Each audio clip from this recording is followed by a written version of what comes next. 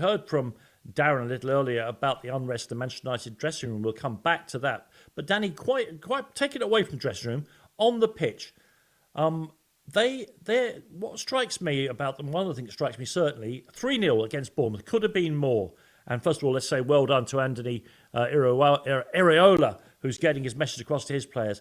But it's not just about Manchester United getting beat. When they get beat down, they get beat 3s and 4s. I think they've conceded 3 goals or more in 9 games. And my Christmas tree, while it's up here in the room where I'm broadcasting, hasn't even got the lights on it yet. And they've conceded 9 lots of 3. I thought you were about to say that your Christmas tree could do better in defence than some of their defenders. Hang on, no, Harry Maguire's the player of the month. What are you talking about? Well, can he be if he's conceded that? If they've conceded that many goals? Danny, they just ship so many. It seems to me that once they're in a bad spell in a game, they can never get out of it. The goals just start piling in. Well, if they play good teams, they get done because they're all over the place and tactically, they're too easy to play against. They're wide open.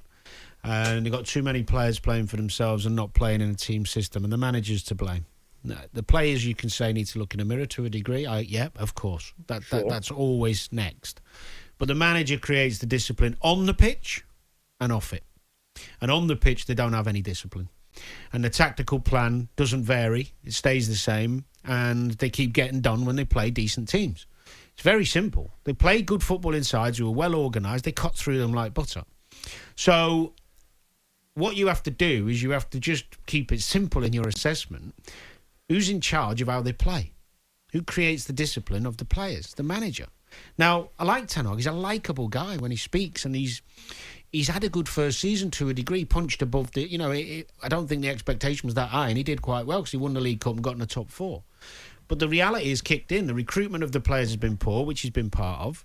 And unfortunately for Manchester United, the harsh reality is, with him in charge, they are not going to be competing for the league title or the Champions League in any time soon.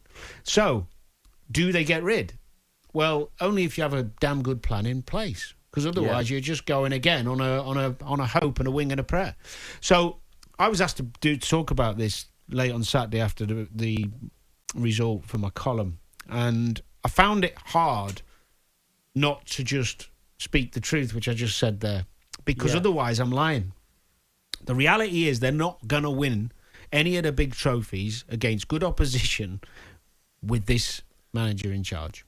And the body language of the players in certain games is all you need to know for that. All you need to know.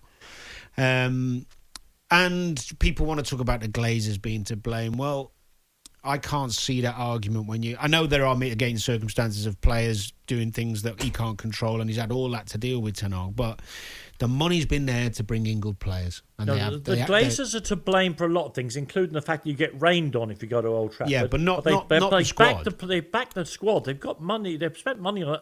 I mean, Manchester United's players earn a fortune, and some of these transfer fees are extraordinary. And Darren, I mean, it struck me I'll help you here because, of course, your people weren't allowed into the press conference. We know one of the questions that was asked. I mean, a journalist was able to ask this question of a Manchester United player and a Manchester United manager without fear of being shouted at. He just said, "Are you lot running enough?" I mean, they were literally questioning the physical effort that the players are putting into it. I'm not suggesting once again that professional players don't want to win. Of course they do. But they were asking if United are mobile enough and committed enough to the running they need to do.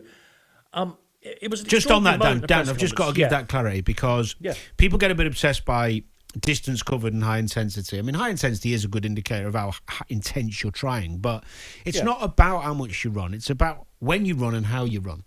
So if you're pressing stupidly or you're gesturing your press, you're still covering the yards, and then your recovery runs because you haven't... Sometimes you'll do a 60-yard recovery run because you've switched off and you've let someone get in behind you because you're not proactive and you're defending, you're reactive. And the reactive running can look better than your your reactive running can look more intense and better than your reactive running, because reactive running is generally less distances and clever distances to stop somebody being able to get in that space in the first place. So it's a bit of a silly question when you say, are you running enough? Because it's not about how much you run, it's about how you run together as team. Yeah. And so that needs clarifying when people bring up this debate, and it doesn't get clarified enough. They're not running enough. Some of them run more than others. But it's where you run and how you run. Fernandes runs everywhere. He's fit as a fiddle. But he doesn't do it with any discipline. He's getting a week off next week, isn't he, to be fair to him? How bizarre was that one? I mean, Just one thing as well, sorry, I've got to say, and this is the biggest indicator for me of United's woes and problems. When I saw United lost to Bournemouth, before this, the first thing I heard was when I got Bournemouth have won at Old Trafford. Didn't surprise me in the slightest. No. The 3-0 surprised me a bit, but not the fact United had lost at home to Bournemouth. Now, if I walked through the door and I heard on the television, Arsenal have lost at home to Bournemouth, Liverpool have lost at home to Bournemouth, You're shocked by that. Man City have lost at home to Bournemouth. I'm going, what? Yeah. What's happened there? Yeah.